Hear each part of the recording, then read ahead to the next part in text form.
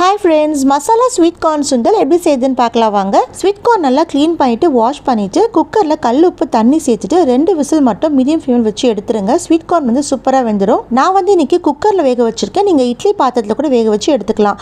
இப்போ இந்த கார்னில் நம்ம தனியாக எடுத்துடலாம். ஒரு நைஃப் வச்சு இது போல் எல்லாத்தையும் தனியாக எடுத்துருங்க. உங்களுக்கு சீக்கிரமாக வெளியே வந்துடும். இப்போ பாருங்கள், ஸ்வீட் கார்ன்லாம் சூப்பராக ரெடி ஆகிடுச்சு. அடுத்து ஒரு பேன் ஹீட் பண்ணிடலாம். 1 டேபிள் ஸ்பூன் பட்டர் கூடவே எண்ணெய் சேர்த்துட்டு பொடியாக சாப் பண்ண வெங்காயம், ஒரு பச்சை மிளகா, பொடியாக சாப் பண்ண தக்காளி சேர்த்துக்கோங்க. கூடவே துருவின கேரட் சேர்த்து நல்லா வதக்கிக்கலாம். அடுத்து மசாலாக்கு சாட் மசாலா, மிளகாய்த்தூள், சால்ட் சேர்த்து நல்லா இது போல வதக்கிக்கலாம். அடுத்து வேக வச்ச ஸ்வீட் கார்ன், பெப்பர் பவுடர், சாப் பண்ண கொத்தமல்லி சேர்த்து நல்லா வதக்கி எடுத்துருங்க. அடுத்து ஸ்டவ் ஆஃப் பண்ணிட்டு கொஞ்சமா லெமன் ஜூஸ் ஆட் பண்ணிட்டு சர்வ் பண்ணுங்க.